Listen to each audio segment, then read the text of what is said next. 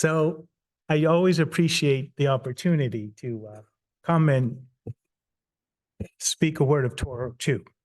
So Shabbat Shalom. Having just celebrated our 34th wedding anniversary, not our 60th and not our 58th, but the numbers get higher. Just a couple of weeks ago, I had a chance to reflect on some of the ground rules that Elise and I put in place governing our relationship. I had just one rule: never correct me in public. Don't scold me or embarrass me in front of others. Please save your rebukes, to which you are perfectly entitled, for the private domain. And I surely have been rebuke-worthy.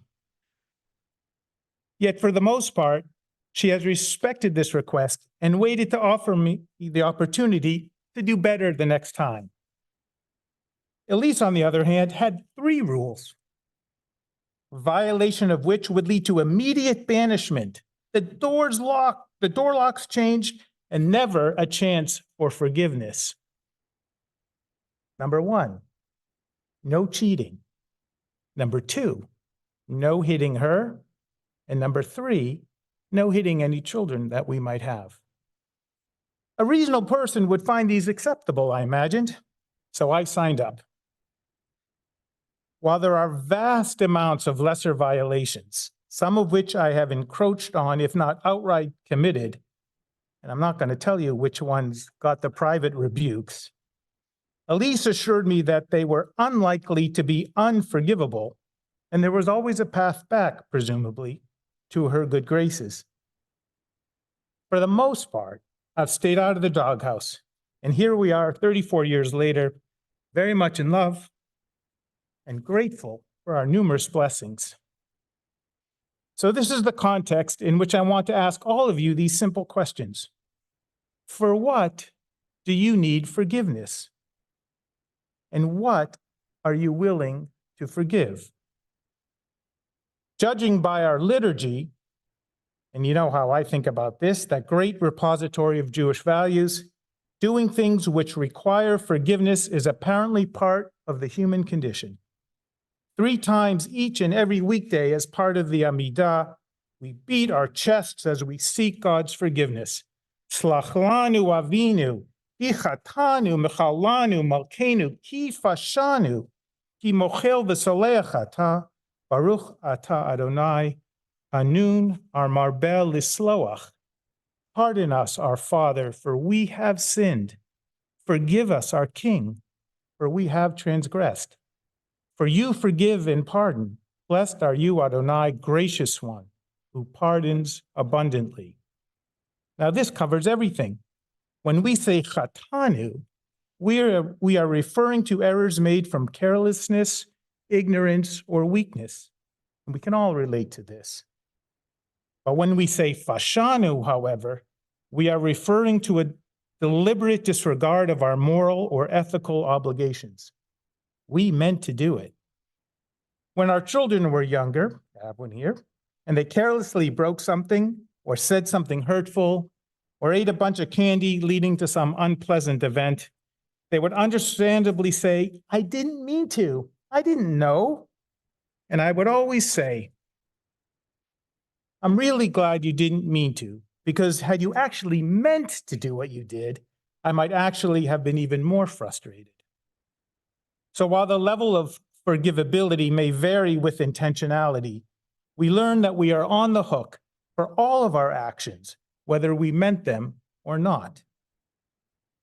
In the beginning of the weekday Ma'ariv services each evening, having likely sinned during the day, as we have just learned, we remind ourselves, and I think maybe we're reminding God, V'hu rachum yechaper avon v'lo yashchit, v'hirba la'hashiv po v'lo ya'ir kol chamato. And he, the merciful one, will atone iniquity and will not destroy. He frequently withdraws his anger and does not arouse all his rage.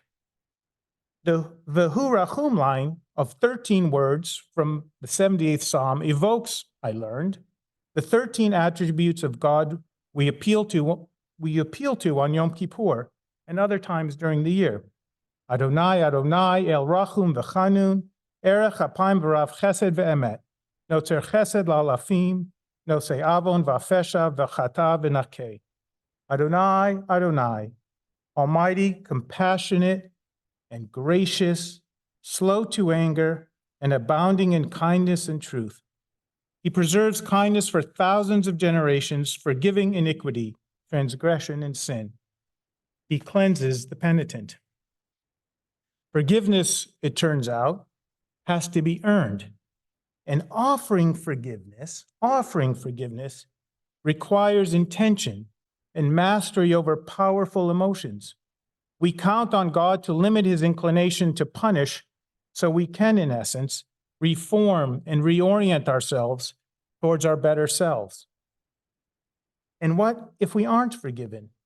Well, our liturgy also tells us, and we have been chanting this line since October 7th, and you heard it just 1 minute ago.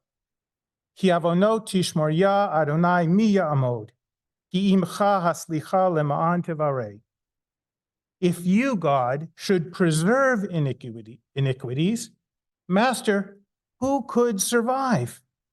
But with you there is forgiveness, in order that you may be feared.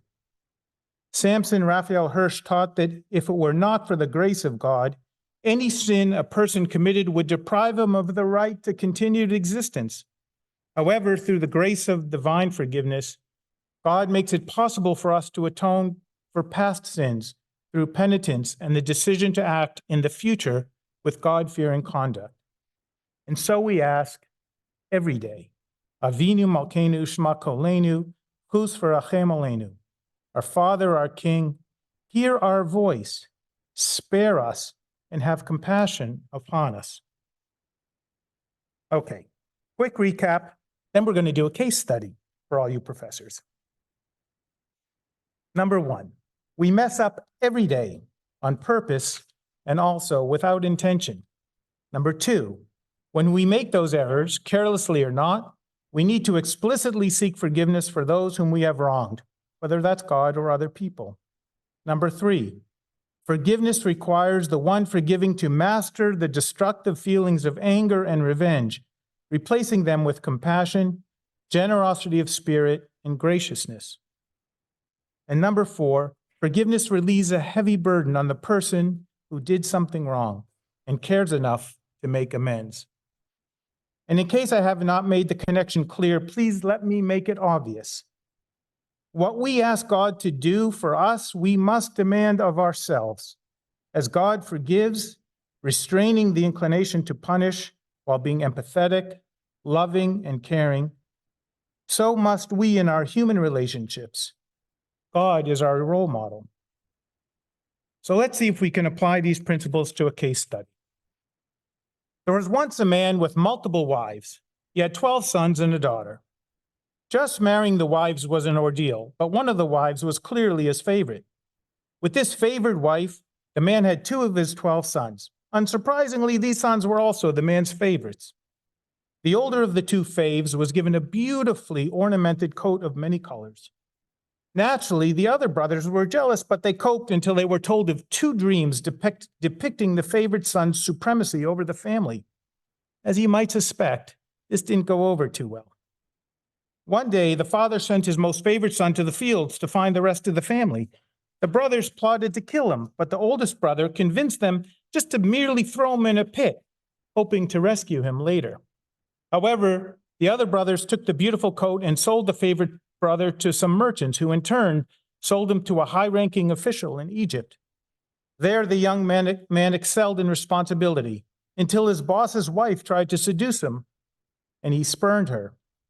This messy event got the young man tossed in jail. Yet again, the young man rose to power within the prison and even became known for his ability to interpret dreams. 2 long years later, one of the prisoners, having been restored to his former position, told the Egyptian pharaoh about the lad's dream skills after Pharaoh had a fitful night of sleeping. The favorite son correctly told the pharaoh that bad times were coming and he'd better find someone to administer the land so food could be collected to feed everyone during famine. Yes, you guessed it. Pharaoh picked this young man to be his number 2. Famine affected everywhere and everyone, including the young man's father and brothers. The brothers came to Egypt without the younger of the two favored brothers to buy grain, but they did not recognize the brother they had sold into slavery. After a series of character tests, the brothers returned to the bereaved father to convince him to allow them to bring the youngest brother back to Egypt. He grudgingly agreed, and the brothers went back to Egypt. Testing them once more, the favored son accused the brothers of thievery, especially the youngest. The third oldest makes an impassioned plea to spare the life of his youngest brother, as it would surely also cause the death of their father. And by this, the favored son knew his brothers had changed. He was ready to forgive. That he was Joseph. And we see him here in Parashah Va-yiggash. After all that had been done to him, he set aside his rage and desire for destructive revenge and ultimately showed compassion and understanding. If anyone at all has ever had a reason not to forgive, it was Joseph. If anyone should be quick to anger, unkind, uncompassionate, vengeful, it would be Joseph. And so we come to one of my favorite and most poignant scenes in our Bible, chapter 45 of Bereshit.